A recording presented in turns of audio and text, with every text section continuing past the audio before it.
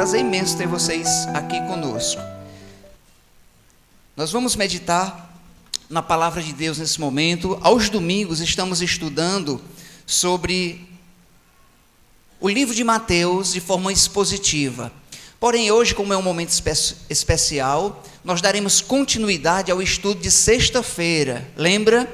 Pastor, não sei se eu estou lembrado. Nós vamos recapitular rapidamente o que nós estudamos na sexta-feira e assim vamos entrar no estudo de hoje e vamos assim viajarmos por alguns lugares também em Jerusalém, que foi o local onde Jesus sofreu os seus últimos momentos, mas também onde ele ressuscitou, triunfando gloriosamente, vencendo assim a morte.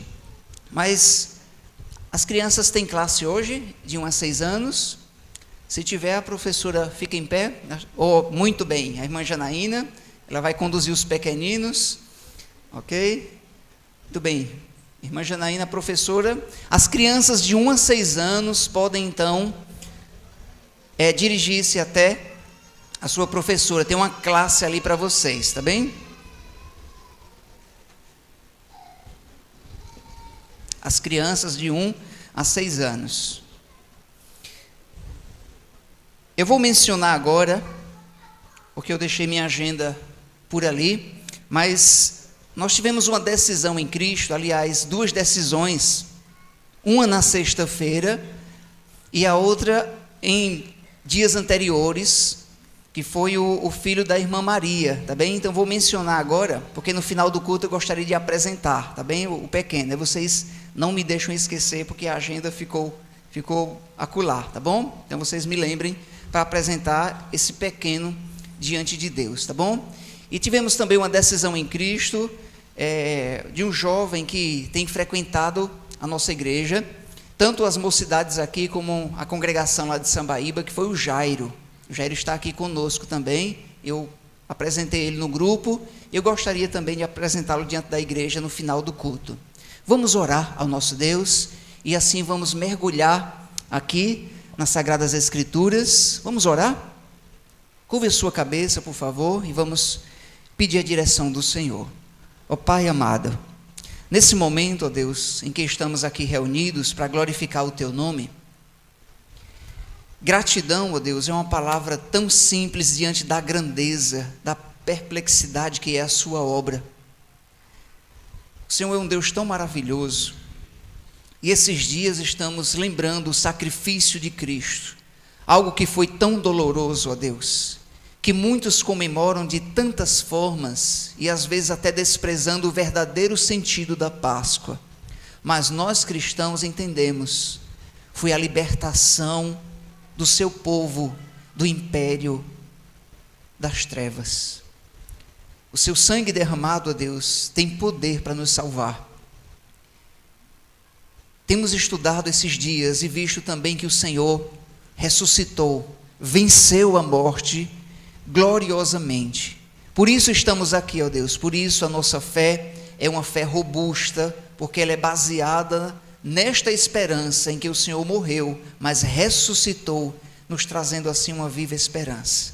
Abre os nossos corações, os nossos entendimentos, que pessoas hoje possam chegar-se aos pés da cruz. Assim oramos, ó Deus, com esse intuito, em nome de Jesus, amém. Na sexta-feira, nós vimos então como tema, a cruz não foi o seu fim.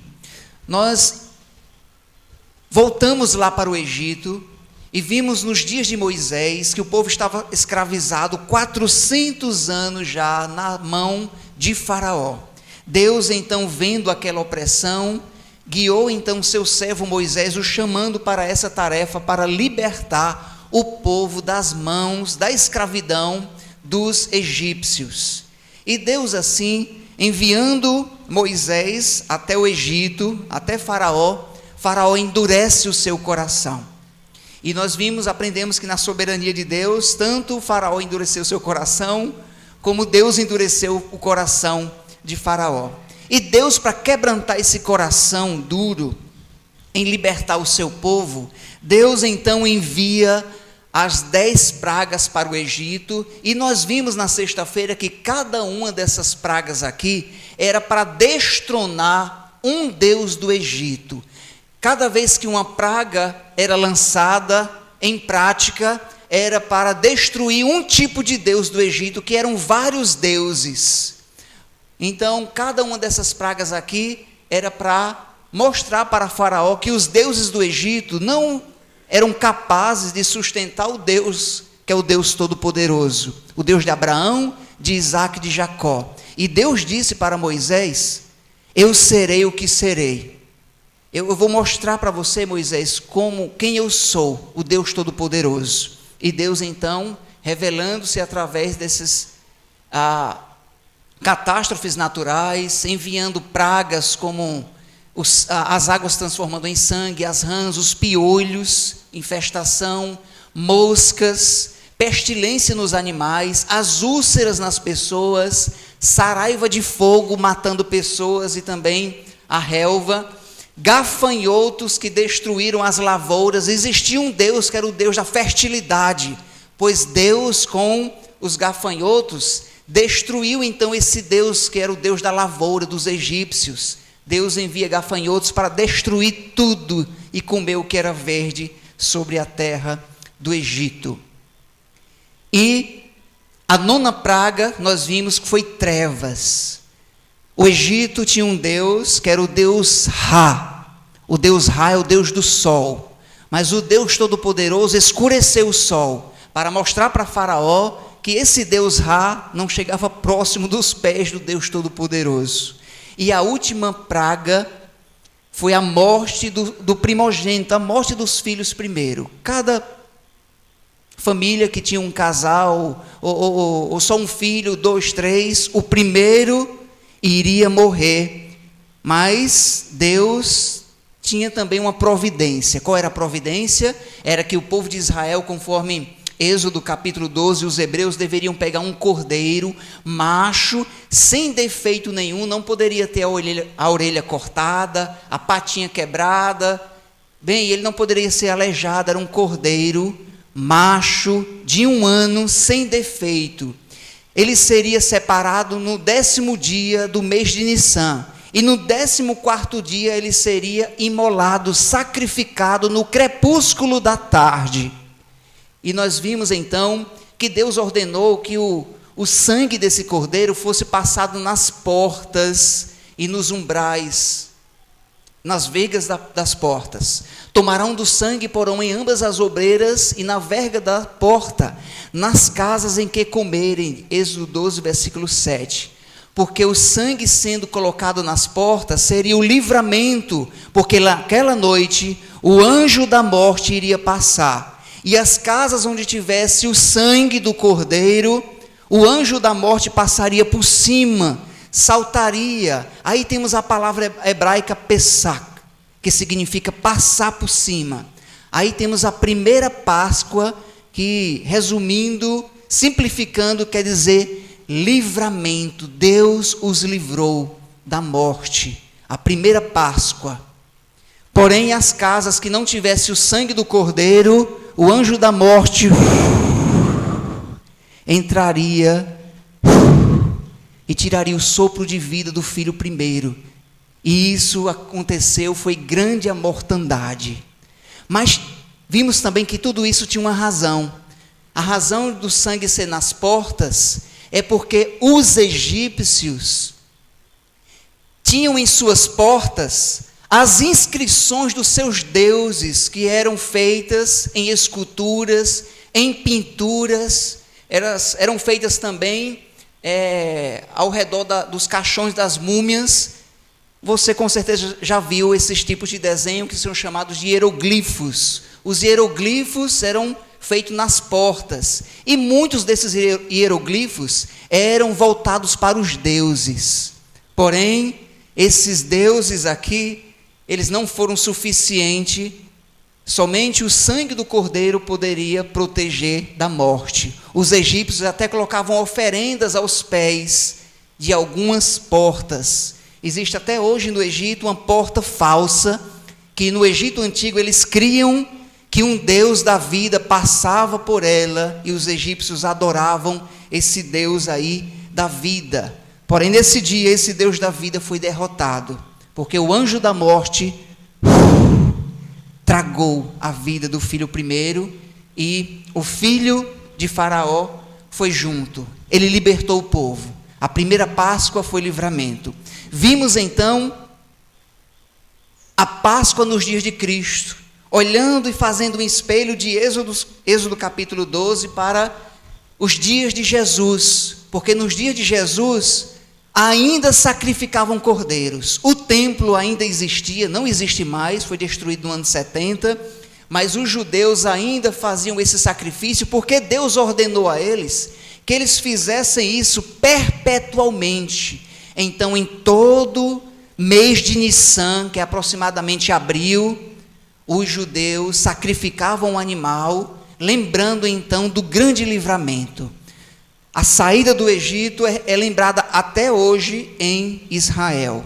Mas naquele dia, no dia em que Cristo foi preso, humilhado, crucificado na cruz, naquele mesmo dia, era o mesmo dia que os cordeiros estavam sendo sacrificados lá no templo. Que horas? Às 3 horas da tarde, ao crepúsculo da tarde. Então, no mesmo horário que os cordeiros estavam sendo sacrificados no templo, como ordem divina, e eles faziam isso ainda, Cristo estava na cruz sendo morto. O Cordeiro de Deus estava sendo morto, porque tudo aquilo no Antigo Testamento era sombra daquele que haveria de vir, Cristo.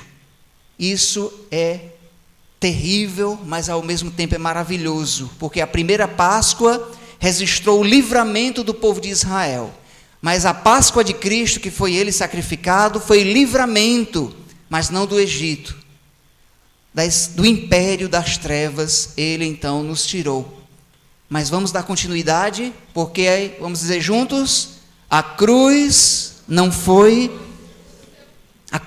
o seu fim.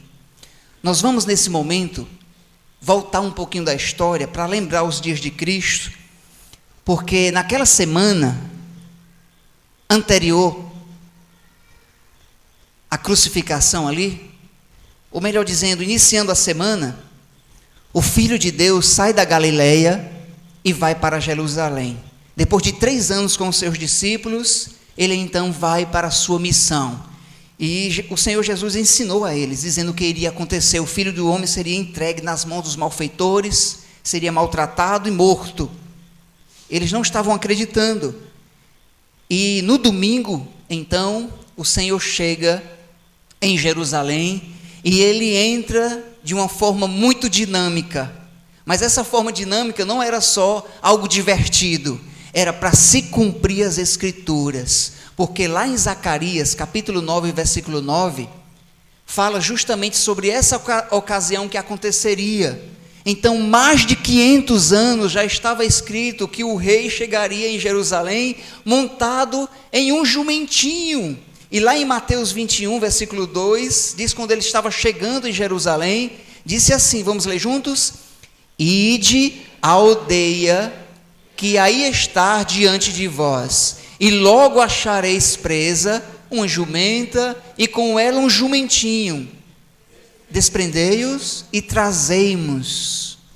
E assim os discípulos fizeram, os 2 discípulos que foram, trouxeram, e o Senhor Jesus senta nesse animalzinho, e a entrada triunfal, muito conhecida em Jerusalém, e o povo saíram com as suas palmeiras, colocando no chão as palhas, como essa gravura aqui, e alguns tiravam até a sua roupa para fazer um tapete, como quem diz, já vem o nosso rei, ele precisa andar e desfilar de forma digna. Tiravam as suas roupas e as palhas de tâmaras no chão, e o rei então passava, e o povo dizia o quê? Hosana, Hosana, e o povo gritava, Hosana. E o que significa Hosana?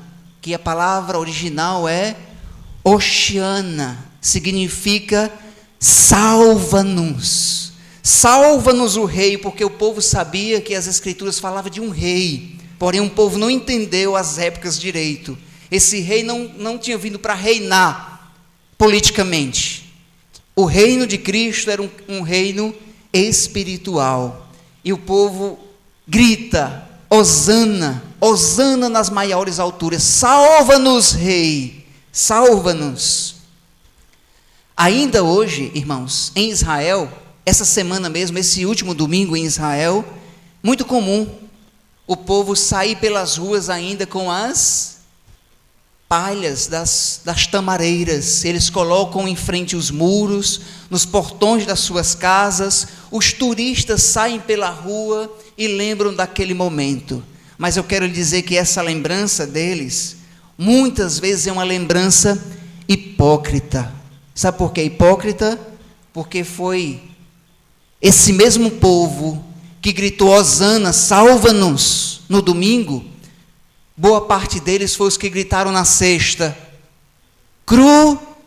crucifica-o. Foi os mesmos lábios que disse Hosana, Hosana ao rei. Foi os mesmos lábios que falaram também, boa parte, crucifica-o. Esses dias eu vi um judeu, ele é professor lá em Israel, cristão, um judeu messiânico. Ele fez menção desse dia. Ele disse que em nossa vida há dias assim. Há domingos que nós estamos sendo elogiados por alguém. E a sexta-feira que nós estamos sendo o quê? Crucificados. Então há dias bons, há dias ruins. E às vezes a mesma boca que diz Hosana, diz também crucifica-o. Então o Senhor Jesus, esse foi o primeiro momento dele em Jerusalém, recebido com toda alegria, com toda festividade, digno então de uma realeza, embora que sentado em um jumentinho. Conta-se então o historiador que o sentar-se em um jumentinho era de fato sentar como um rei mesmo. Os reis eram recebidos assim, não eram com cavalos, eram em outra época, mas nessa época nos dá a entender que era digno de um rei mesmo entrar de forma humilde, mas também de forma gloriosa com todas as pessoas ao redor. Não parou por aqui, porque saindo o dia de domingo, o Senhor Jesus, em João 13, diz que antes da Páscoa, ele convida os seus discípulos para um momento muito especial. E ele, sabendo que ele iria enfrentar a cruz, ele reúne os seus discípulos para comerem juntos, ceiarem, como nós conhecemos a última ceia. Alguns artistas fizeram muitas pinturas sobre isso, mas esse momento foi um momento muito particular de Jesus com os seus discípulos, e ele traz uma grande lição aos seus discípulos. Diz que ele retirou-se da mesa, tirou a roupa de cima, que era um manto, cingiu-se e pegou a bacia de água e começou a lavar os pés dos discípulos. Porém, Pedro estranhou, mas a razão de Pedro ter estranhado é porque essa atividade era comum se fazer. As pessoas, quando vinham de longe com os pés empoeirados, havia em cada casa, para receber as visitas, uma bacia d'água e um pano próximo.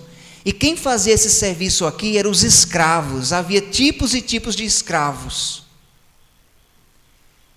E havia o escravo que limpava os pés, que era um escravo baixo mesmo, que ele ia lá para fazer esse serviço e limpar os pés dos visitantes. É tanto que em uma ocasião Jesus chegou entre uma multidão e ninguém o recebeu bem. Mas uma mulher fez o quê? Ela não usou uma bacia, ela usou o seu perfume caríssimo, derramou nos seus pés e fez o quê com o seu cabelo? Lavou e enxugou ali os pés de Jesus com o seu cabelo. E o Senhor Jesus traz uma grande lição para aquelas pessoas. Mas aqui é outra lição, é a lição que ele mesmo se abaixa e ele diz aos seus discípulos que era necessário ele fazer isso. A lição é que eles deveriam servir assim como ele serviu, servir uns aos outros, porque quando ele fosse para o Pai, não era para os discípulos ficarem orgulhosos, era para os discípulos se abaixarem e servirem uns aos outros. O versículo em destaque diz assim, de João 13, somente os homens. Levantou-se da ceia, tirou a vestimenta de cima e, tomando uma toalha, cingiu-se com ela. Depois deitou água na bacia, passou a lavar os pés e a enxugar-lhes com a toalha com que estava cingido. Sim, com o mesmo pano que ele estava vestido, trazendo uma lição para nós de humildade antes da cruz. Mas tem um detalhe aqui, irmãos. Pedro retrucou nessa pintura, talvez seja esse, né? Senhor, não faça isso. O Senhor disse, é necessário que eu faça. É necessário. Mas tinha outro aqui que não era digno de que Jesus lavasse os seus pés. Quem era? Mas Jesus lavou os pés dele? Judas. Tem alguma parte no texto que diz que o Senhor renunciou isso? Não. Mesmo assim ele serviu até aqueles que se levantaram contra ele, nos ensinando que é necessário nos humilharmos diante uns dos outros e servirmos uns aos outros. O próximo cenário, nós vamos sair da ceia e vamos descer até o Getsemane. Getsemane, a palavra, aqui é uma foto lá do jardim do Getsemane, onde tem ainda oliveiras milenares. Getsemane fica localizado no Monte das Oliveiras, na parte lá embaixo, entre a cidade antiga de Jerusalém e o Monte das Oliveiras. Lá embaixo fica o jardim do Getsemane, que significa prensa de azeite, ou seja, era o local de esmagamento para conseguir o azeite. E esse local foi escolhido por Jesus não por acaso. Ali ele chorou. E ele chorou em agonia, ao ponto dele suar, o quê? Gotas de sangue. Por incrível que pareça, irmãos, a ciência, há poucos anos, descobriu que isso é uma realidade mesmo. Quando a pessoa está em grande agonia tal, é possível soar gotas de sangue. Eu já presenciei uma pessoa soar gotas de sangue. Um amigo de infância que ele tinha um problema, né, na sua pele, no seu... era uma doença desde a sua infância. Ele estava brincando conosco, né, e eu nem lembrava que um dia ia aprender sobre isso. E aí ele, naquela agonia, ele passou mal de uma forma tal que ele suou sangue, né, nosso amigo de infância. Então isso é comprovado pela ciência. E Cristo, nessa agonia, convidando os discípulos para orar, e os discípulos dormindo, não entendendo a realidade da situação. Nesse local onde Jesus orou, no Getsemane, eram espremidas as azeitonas para se extrair o óleo, e esse óleo servia para várias coisas. Entre elas, você vai lembrar bem, né? Você lembra daquele dia em que eu acendi essa candeia aqui? Então servia tanto para acender como para outras funções. E ali nesse Getsemane era um local onde se espremia as azeitonas, se extraía o óleo para várias funções. E era caríssimo. Mas esse lugar que Jesus escolheu, ele foi espremido. Não foi por acaso. Foi para fazer uma metáfora com a sua própria vida. Ele foi espremido ao ponto de extrair a vontade de Deus. E eu quero lhe dizer que às vezes Deus faz isso conosco também. Às vezes nós temos o nosso Getsemane, onde choramos, onde Deus nos espreme por uma situação ou por outra. E quando Ele nos espreme, às vezes é doloroso. Mas eu quero lhe dizer que quando o Senhor está nos espremendo em nosso Getsemane, é para extrair o que é bom.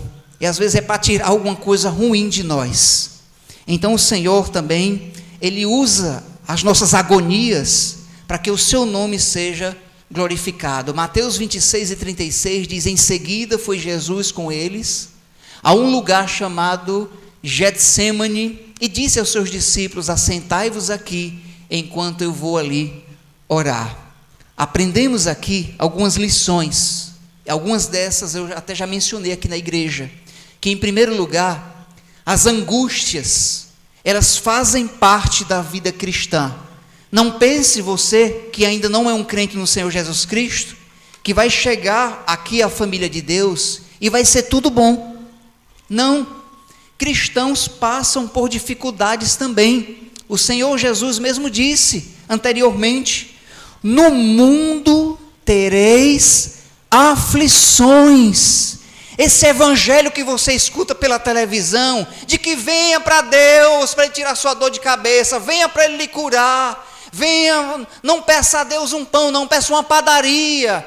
Esse evangelho de prosperidade que quer dar para a pessoa. Você acha que Cristo morreu na cruz foi para me dar um carro, foi? Cristo morreu na cruz foi para me dar uma casa boa? Se eu tiver, é lucro. Se eu tiver um carro bom, é lucro isso aqui nessa vida. Mas esse evangelho que estão pregando pela televisão, e que tem muita gente se embebedando com esses ensinos, Cristo não morreu na cruz para satisfazer o evangelho da prosperidade, não, para encher o bolso dos outros por aí. Foi sofrimento para nos trazer vida eterna. Então o evangelho, aqueles que querem vir a Cristo, a realidade é, qual é? Negue-se a si mesmo, tome a sua cruz e siga-me. Mas siga quando? Dia a dia, siga-me dia a dia. Então aprendemos que as angústias fazem parte da vida cristã. Nas angústias devemos buscar Deus, que Ele é a solução, devemos buscá-lo em oração. Deus, Ele pode responder diante das nossas agonias? Sim, mas Ele pode responder o quê? Não. Às vezes é necessário nós passarmos por algumas coisas, e eu vou lhe falar algo em particular. Às vezes quando meus filhos estão passando por alguma dificuldade, às vezes eu deixo eles sofrerem um pouquinho, para eles aprenderem o peso da vida, porque se tudo que eles vierem a passar, eu vim logo ajudar, como é que eles vão aprender? E às vezes eu faço com alguns aqui da igreja também, algumas ovelhas, que tem uns que têm a cabeça dura, que querem se enveredar por caminhos errados, e nesse trabalho de pastor eu fico observando, rapaz, eu vou deixar essa ovelha ao menos quebrar uma perna por aí, para ver se ela aprende. Às vezes é necessário sofrer um pouquinho para aprender. Se eu for logo pegando no braço e ajudando, não é assim não. Às vezes é necessário passarmos por algumas coisas para aprendermos em nosso Getsemane, onde a vontade de Deus às vezes ela é dolorosa, é doloroso para nós. Mas lembremos as palavras de Jesus e a sua oração. Vamos repetir juntos? Pai, que não seja feito a minha vontade, mas a sua. E ele vai novamente, ora e repete as palavras: Pai, que não seja feita a minha vontade, mas a sua. E novamente, meu Pai, que não seja feita a minha vontade, mas a sua. Isso significa dizer que Jesus não queria ir para a cruz, mas ele foi porque era a vontade de Deus Pai, e era para se cumprir as Escrituras. Ele, como homem, sentiu esse peso. E aqui são algumas lições. E nós vamos agora caminhar para o final do estudo e vamos ao Calvário, que é a parte mais cruel da história aqui. Hoje, em Israel, é um local turístico onde as pessoas vão visitar, porém, quem toma de conta aqui são os árabes, tá bom? Então, alguns judeus às vezes não podem nem ir para essa parte lá, na cidade antiga, onde fica o Gólgota, que é o lugar da caveira. Em frente fizeram, você está vendo aqui os ônibus, foi feito então uma rodoviária. E esse monte aqui, ele faz parte do Gólgota, que Gólgota significa o lugar da caveira. Mateus 27, versículo 33, e chegando a um lugar chamado Gólgota, que significa lugar da caveira. Deu-se esse nome, Gólgota, lugar da caveira, porque a montanha tem uma semelhança de uma caveira. Essa foto aqui atrás é uma foto bem antiga que eu consegui para mostrar para vocês. Aqui embaixo tem uma rua onde tem os camelos aqui passando, ó, algumas pessoas, e aqui tem uma cara, digamos assim, de uma caveira, se parecia muito. Esse local era o local onde as pessoas, aqui ó, esse local era o local onde as pessoas eram crucificadas aqui embaixo. A ideia que nós temos da crucificação é de um monte alto onde a cruz ficava lá em cima. Não, é o contrário, tá bom? As autoridades ficavam lá em cima e as pessoas se humilhavam lá embaixo, aqui morrendo. E aqui era um local onde passavam várias pessoas, era um local de passagem, onde paravam para ver as pessoas sendo crucificadas aqui. Somente os malfeitores morriam na cruz. E as pessoas passavam e viam aquela agonia. Só um ponto histórico, existe uma tradição hebraica contada por Orígenes, no século III, que diz que Adão teria sido sepultado no lugar do Gólgota, ou no lugar da caveira. Mas isso é só informação histórica e possível. Aqui você pode ver melhor, olha, parece uma caveira, mas parece também a cara, deixa aqui para lá, né? Estou brincando, né? Parece com, estou brincando, gente. A cara de uma caveira, Gólgota, e aqui eram crucificados os malfeitores ou apedrejados. A cruz era crueldade, onde os pregos eram colocados nas mãos, nos pés, e a pessoa morria não pelo derramamento de sangue em si, é claro que derramava sangue, mas a pessoa morria asfixiada, sem ar, sem poder respirar, porque na cruz e os seus pés juntos, fechava-se os pulmões, e quem estava na cruz tentava se levantar para respirar, e o seu corpo baixava e fechava os pulmões, e a pessoa colocava força nas suas mãos e nas suas pernas, capaz de esbagaçar os seus ossos, e puxava o ar para respirar. Então subia e descia nessa agonia e morria por falta de respirar. Alguns morriam até antes nas chicotadas. A coroa que foi colocada em Jesus, não era todo malfeitor que recebia uma coroa. Foi por ocasião de zombaria, porque ele entrou como um rei em Jerusalém, estava sendo morto também como zombaria, colocaram uma coroa em Cristo, dizendo, olha, é um rei, está aqui a sua coroa, escarnecendo Cristo, e batiam em sua cabeça. A capa que foi colocada em Cristo, como também um rei, mas um rei escarnecido. Fora colocada uma placa, então, na sua cruz, escrito em várias línguas, onde dizia Jesus, o Nazareno, o rei dos judeus. Mas alguém acrescentando disse, não diga que ele é o rei dos judeus, não. Diga que foi ele que disse que ele é o rei dos judeus. Então a coroa, a capa simbolizavam um rei escarnecido.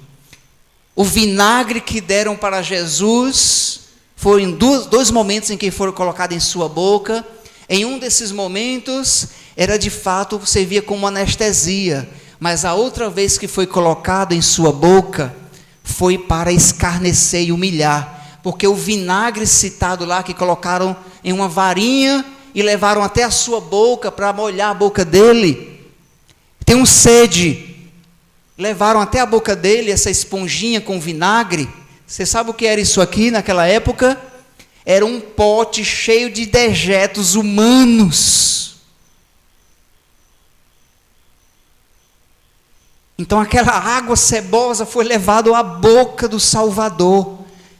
Nós não temos nem ideia do que era a crucificação, porque as pessoas morriam. É claro que não, os filmes não vão mostrar que morriam na cruz, morriam sem roupa, ficavam completamente despidos.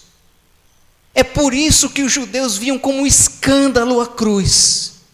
O rei despido. Irmãos, olha que coisa cruel. Você imagine só, um de nós aqui despido na frente, que vergonha, horrível. E o Salvador Jesus Cristo, numa cruz, despido. E ele encerra aquele momento de agonia, dizendo essas palavras aqui. Vamos dizer junto? Está consumado. Vamos dizer juntos? Está consumado. A palavra no original é tetelestai. Está pago. A conta está paga. Essa palavra está consumado era usado em vários momentos quando uma conta era paga. Era usado também de forma jurídica, quando o juiz dava uma sentença para dizer que a pessoa estava absolvida, dizia tetelestai, está absolvido, está paga a conta. E Cristo disse, tetelestai, está pago a conta, levando sobre si os nossos pecados. Eu quero fazer uma breve aplicação aqui.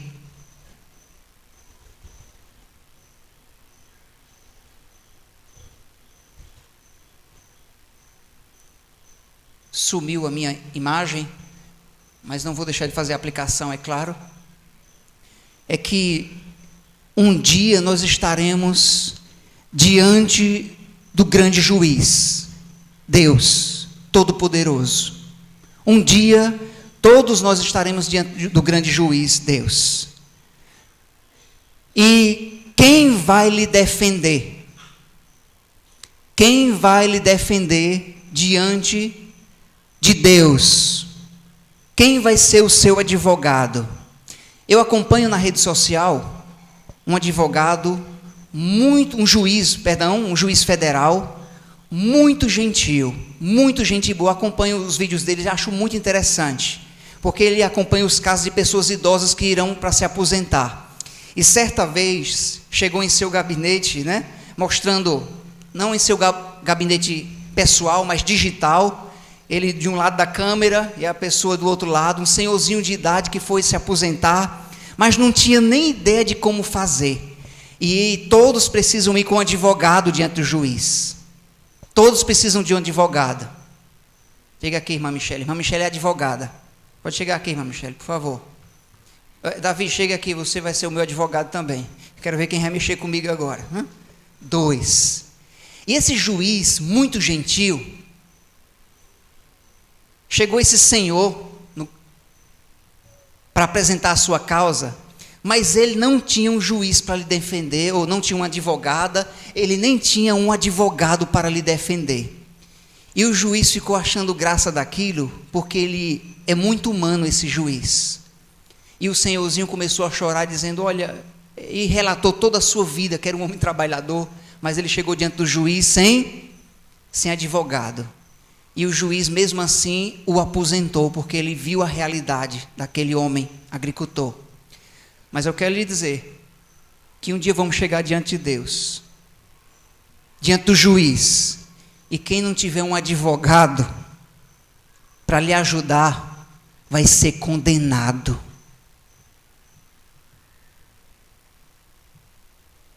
Jesus, Ele é o nosso advogado. Quando eu chegar diante de Deus, que o Senhor me perguntar, quem vai defender a minha causa? Senhor, eu sou um pobre pecador. A Bíblia, a sua palavra diz que o seu filho morreu para pagar essa conta. Eu estou aqui diante de ti. Essa conta já foi paga, ele é o meu advogado. Tetelestai, absolvido. Mas se você chegar diante de Deus sem Cristo, você vai ser condenado. Você vai ser, pastor, e Deus? É aqui, as nossas causas são aqui. É aqui que você precisa crer em Cristo. Quando chegar diante de Deus, Ele será a nossa causa, Ele será o nosso advogado junto ao Pai. Podem sentar, meus irmãos. Ele será o nosso advogado junto ao Pai. Mas se você chegar diante de Deus sem um advogado, você será condenado. E encerrando o nosso estudo, a cruz não foi o seu fim. Vimos na escola dominical que o nosso Deus, Ele não está aqui porque Ele ressuscitou. As mulheres chegaram no domingo, primeiro dia da semana, de madrugada. Nós estivemos aqui cedo lembrando e estudando sobre isso. E lá em Lucas 24:6, as mulheres ouviram o que os ouvidos mortais, a maior notícia do mundo: Ele não está aqui, Ele ressuscitou, garantindo então a vida eterna, porque aquele que morreu na cruz e ressuscitou, ele pode dizer: eu lhes dou a vida eterna, porque ele venceu a morte. A cruz não foi o seu fim. Não devemos olhar para a cruz e ficar lamentando e chorando. Não, nós devemos olhar com esperança de que o túmulo está vazio. Ele pegou emprestado daquele homem rico, José de Arimateia, mas no terceiro dia o Senhor devolveu o seu túmulo para aquele homem rico, porque o Senhor ressuscitou. E isso nos trouxe uma viva esperança. E o Senhor Jesus passou 40 dias ainda ensinando aos seus discípulos, até que ele chega ao Monte das Oliveiras para se despedir. E enquanto ele estava se despedindo, sendo elevado às alturas, e os discípulos olhando. Quando eu estive lá em Jerusalém, eu estive nesse lugar, e eu fiquei abestado, olhando para cima, como que os discípulos ficaram assim. E eu fiquei olhando e orando a Deus, dizendo: Senhor, que eu não esqueça as suas últimas palavras. Vocês serão minhas testemunhas. E o que é uma testemunha? É aquele que fala o que viu. É aquele que fala o que aconteceu na sua vida. E sereis minhas testemunhas tanto em Jerusalém, como na Judéia, Samaria, até os confins da terra. E para cumprir essa palavra, o Evangelho chegou até nós. Aqui é o fim do mundo, viu? Tá bom? De lá para cá, aqui é o fim do mundo, irmãos. O Evangelho chegou até nós para nos salvar, porque os discípulos fizeram o seu papel e passaram o bastão. Mas a história, ela terá uma continuidade, porque Jesus, ou melhor, os anjos olharam para os varões, para os discípulos, melhor dizendo, os varões olharam para os discípulos e disseram: porque vocês estão olhando para as alturas? Esse Jesus que subiu aos céus, ele descerá, ele voltará, ele irá voltar, irmãos. E nós estamos aguardando esse dia, porque ele irá, primeiramente, levar a sua igreja em um período de 7 anos de grande alegria, de festividade, enquanto a terra, 7 anos de grande tribulação. E no final ele irá voltar nesse período de 7 anos com a sua igreja, mas ele não vai voltar num jumentinho mais não, mas ele vai voltar como? Em um cavalo branco, e terá uma inscrição dizendo o quê? Você lembra da placa quando ele morreu? Mas ele virá com inscrição, com um relevo, dizendo: Rei dos reis e Senhor dos senhores. E todo o Israel que contemplou o Cristo morrendo, agora irá contemplar futuramente um Cristo glorioso que voltará para reinar. Amém? Eu convido a você a baixar a sua cabeça nesse momento. Eu convido você a lhe dizer que essa história, ela não é fictícia. Nós vivemos ela em nossa vida, nós sentimos dia a dia a presença de Cristo em nós. Enquanto você está com a cabeça baixa, eu quero convidar você que ainda não fez uma decisão em Cristo, a fazer essa decisão, crendo em Cristo no Evangelho e andando de forma digna, porque Ele morreu na cruz para nos salvar, mas salvar aqueles que creem no seu nome. Eu quero falar com você também que talvez esteja afastado de Cristo, sem compromisso com a vida desmantelada, vivendo como você quer, volte-se para Cristo também. Volte-se para o Senhor. Arrependa-se. Viva de forma digna do Evangelho. Deus e Pai, eu quero orar ao Senhor. Fala aos nossos corações, dos nossos ouvintes, da sua igreja. Reaviva em nós, ó Pai, essa esperança que o Senhor irá voltar. Estamos aguardando. Quanto mais dia, menos dia. Ajuda-nos, ó Deus, e reaviva em nós essa esperança. Oramos, ó Deus, e nos ajuda a vivermos de forma digna do Senhor. Assim oramos sobre isto, em nome de Jesus. Amém.